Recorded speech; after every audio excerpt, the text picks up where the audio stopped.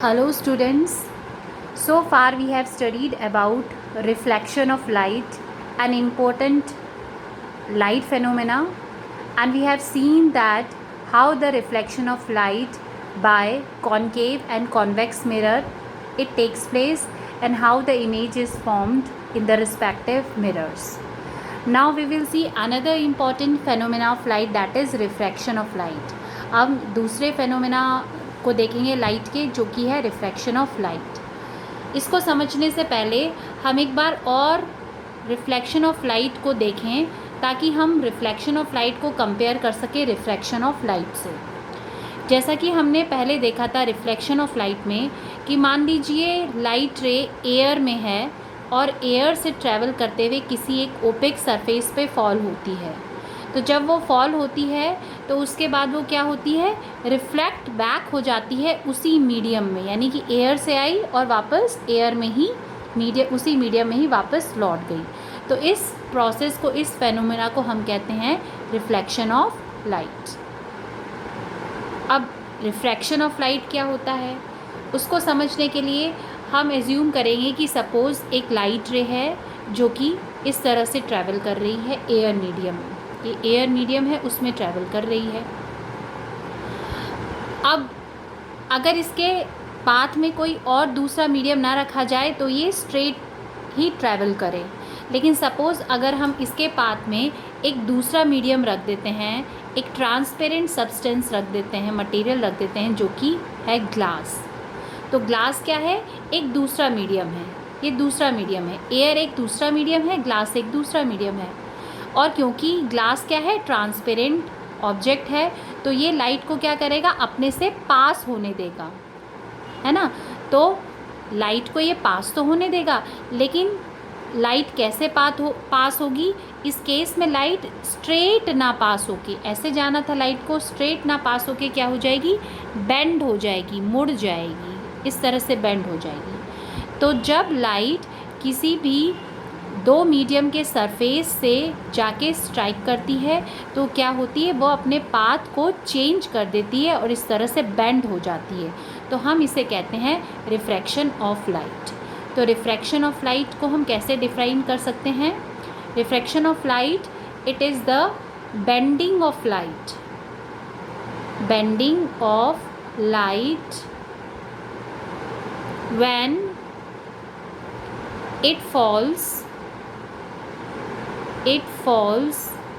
at the surface of two different mediums के surface में जब लाइट रे फॉल होती है तो क्या हो जाती है, बेंड हो जाती है, उसको हम कहते हैं रिफ्रैक्शन ऑफ लाइट। और ये बेंडिंग लाइट की क्यों होती है इसको समझते हैं। तो बेंडिंग लाइट की क्यों होती है, क्योंकि लाइट जब एक ही मीडियम में ट्रैवल करे तो बेंडिंग ना हो, बट हम देख रहे हैं कि लाइट के पाथ में दूसरा मीडियम आ गया है। दूसरा मीडियम क्या है, ग्लास। और ये मीडियम कैसा है, ये इसका जो डेंसिटी है वो पहले वाले मीडियम से डिफरेंट हो तो लाइट का रिफ्रैक्शन होता है।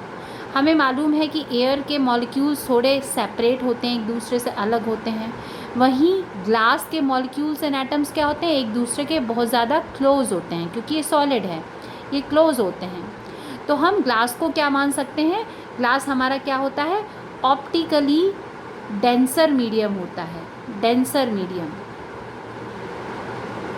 And with in comparison to glass के कंपैरिजन में एयर क्या होता है, ऑप्टिकली रेयरर मीडियम होता है, ये रेयरर मीडियम होता है, मतलब इसमें मॉलिक्यूल्स दूर दूर होते हैं। तो जब लाइट रे एक ऑप्टिकली रेयरर मीडियम से ऑप्टिकली डेंसर मीडियम में एंटर होती है तो वो अपने पाथ को चेंज करती है, या फिर अगर वो क्या हो, किसी भी ऑप्टिकली डेंसर मीडियम से किसी ऑप्टिकली रेयरर मीडियम में, अब देखिए यहाँ पे ग्लास से रेयरर मीडियम यानी कि एयर में एंटर हो रही है तो भी वो रिफ्रैक्ट होती है।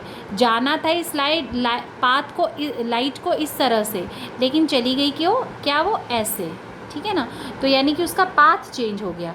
तो इस तरह से हम कहते हैं कि लाइट अपने पाथ को हर बार चेंज करती है जब वो अपने मीडियम को चेंज करती है, जब उसके जिस मीडियम में वो ट्रैवल कर रही है वो चेंज होता है, तब रिफ्रैक्शन होता है लाइट का।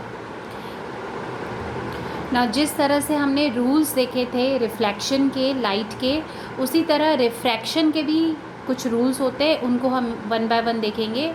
जैसे सपोज़ करिए कि एक लाइट रे इस तरह से ग्लास में फॉल होती है, तो हम देख रहे हैं कि लाइट एयर यानी कि रेयरर मीडियम से किस में एंटर हो रही है, ग्लास यानी कि डेंसर मीडियम में एंटर हो रही है। तो इस केस में हम लोग सबसे पहले क्या करेंगे, एक नॉर्मल ड्रॉ करेंगे। इस तरह से हमने नॉर्मल ड्रॉ करी जो कि इस ग्लास सरफेस के परपेंडिकुलर है। अब क्योंकि याद रखिएगा कि रूल नंबर 1 ये कहता है कि जब भी लाइट रे रेयरर से डेंसर मीडियम में एंटर हो, तो जो लाइट रे है वो क्या होती है, नॉर्मल की तरफ बेंड होती है, इस तरह से। ये देखिए, ये नॉर्मल की तरफ बेंड हो गई, ओके। एंड जो लाइट रे नॉर्मल के साथ एंगल बनाती है उसे हम कहते हैं angle of incidence. And refracted रे, ये रिफ्रैक्टेड रे हुई, ये नॉर्मल के साथ जो एंगल बनाती है उसे हम कहते हैं एंगल ऑफ रिफ्रैक्शन। तो इस केस में आपका क्या है, इस केस में एंगल आई है angle of incidence, and angle R क्या है, एंगल ऑफ रिफ्रैक्शन। तो आपको दिख रहा होगा कि angle of incidence angle of refraction से ज़्यादा बड़ा है, लार्जर है ना। और एंगल ऑफ रिफ्रैक्शन क्या होता है, एंगल ऑफ इंसिडेंस से छोटा है।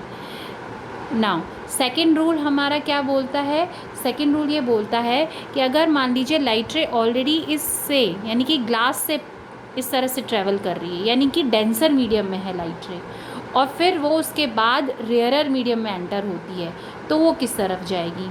तो इसके लिए अगेन आप क्या करिए, नॉर्मल ड्रॉ करिए, या आपने नॉर्मल ड्रॉ करी। अब देखिए, अगर लाइट रे डेंसर से रेयरर में जाए तो हमेशा लाइट रे क्या होती है, नॉर्मल से अवे जाती है। अवे मतलब दूर। पहले वाले केस में हम क्या देख रहे थे, नॉर्मल के पास आ रही थी, coming towards a normal or bending towards a normal refracted ray. But in the case of this, when the light ray it moves from denser to the rarer medium, then light ray it moves away from the normal, normal से दूर चली जाती है, okay. And third case हमारा, third rule क्या बोलता है, third rule ये कहता है कि अगर मान लीजिए ये नॉर्मल है किसी भी सरफेस में, ग्लास सरफेस में ये नॉर्मल है, और लाइट रे कैसी फॉल होती है, अलोंग द नॉर्मल फॉल होती है, अलोंग द नॉर्मल।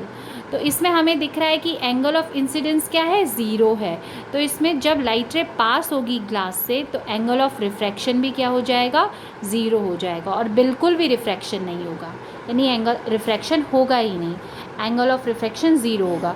तो light will pass along with the same path. Now with the help of these rule we will draw and find the path of the refracted ray which pass through the glass slab। अब इन्हीं rule की help से हम लोग एक light रे का path को ट्रेस करेंगे, रिफ्रैक्शन का पाथ जो कि एक ग्लास स्लैब में इस तरह से फॉल हो रही है। तो ये लाइट रे फॉल हुई इस तरह से। अब क्योंकि हमें मालूम है कि ये ग्लास है और वो एयर से आई है, इट मीन्स कि मीडियम चेंज हो रहा है, तो ये लाइट रे क्या हो जाएगी, रिफ्रैक्ट हो जाएगी, है ना। ऑप्टिकली रेयरर मीडियम से ऑप्टिकली डेंसर मीडियम में आ रहा है लाइट रे, तो वो क्या हो जाएगी, रिफ्रैक्ट हो जाएगी। तो इसके लिए आप इसको क्या करिए, नॉर्मल ड्रॉ करिए। इस तरह से नॉर्मल आपने ड्रॉ करी, और हमें रूल नंबर 1 बताता है कि when the light ray enters from optically rarer medium to optically denser medium, then what happens, it moves toward the normal. ये नॉर्मल की तरफ इस तरह से मूव हो जाएगी, स्ट्रेट ना जाके। देखिए इसका ओरिजिनल पाथ क्या था, इसका ओरिजिनल पाथ था ये था इसका ओरिजिनल पाथ, लेकिन ये क्या हो गई, नॉर्मल की तरफ मुड़ गई, बेंड हो गई, रिफ्रैक्शन हो गया इसका। ये एंगल ऑफ इंसिडेंस हुआ इस केस में, ये एंगल ऑफ रिफ्रैक्शन है इस केस में। इसे मान लीजिए आप R1 मान लीजिए, एंगल ऑफ रिफ्रैक्शन हुआ। अब ये लाइट रे जब इस सरफेस में स्ट्राइक करेगी तो यहाँ पे आपको, अब आप देखिए कि लाइट रे बाहर निकलेगी, यानी कि अगेन ये क्या कर रही है, ग्लास से बाहर यानी कि एयर में एंटर हो जाएगी, और एयर कैसा है आपका, ऑप्टिकली रेयरर मीडियम है, तो दोबारा से ये रिफ्रैक्ट होगी, लेकिन किस तरफ रिफ्रैक्ट होगी। तो हमने रूल नंबर 2 पढ़ा था, again we have to draw the normal हमने ड्रॉ करी, और हमें रूल नंबर 2 ये बताता है कि जब लाइट रे डेंसर से ऑप्टिकली रेयरर मीडियम में एंटर हो तो क्या होगी, away from the normal, normal से दूर जाएगी। और दूर आप इस तरह से करिए कि ये क्या हो जाए, जो इसका ओरिजिनल पाथ था उसके ये क्या हो जाए, पैरेलल चली जाए। इस तरह से ये पैरेलल चली गई, ठीक है। तो कहने का मतलब है कि जाना था इसे यहाँ, ये इसका ओरिजिनल पाथ था, ये इसका ओरिजिनल पाथ था, लेकिन ये अपने ओरिजिनल पाथ से कितना डिस्प्लेस हो गई, इतना डिस्प्लेस हो गई, इस पाथ में आ गई। तो इसको हम कहते हैं lateral displacement, lateral displacement of refracted light रे, डिस्प्लेसमेंट। तो लाइट रे कितना आपने उन ओरिजिनल पाथ से डिस्प्लेस हुई, इतना डिस्प्लेस हुई, इसको हम कहते हैं लेटरल डिस्प्लेसमेंट। और यहाँ पे आप इसको कह सकते हो, क्योंकि ये आपकी लाइट रे जो ये बाहर निकली है, इसको हम कहते हैं एमर्जेंट रे, और ये जो एमर्जेंट रे नॉर्मल के साथ एंगल बनाती है, इसको हम कहते हैं एंगल ऑफ एमर्जेंस। तो आप यहाँ पे लिख सकते हो कि यहाँ पे एंगल आई जो है, इसको एंगल I1 मान लीजिए, ये R1 है, ये एंगल I1 हो गया एंगल ऑफ इंसिडेंस,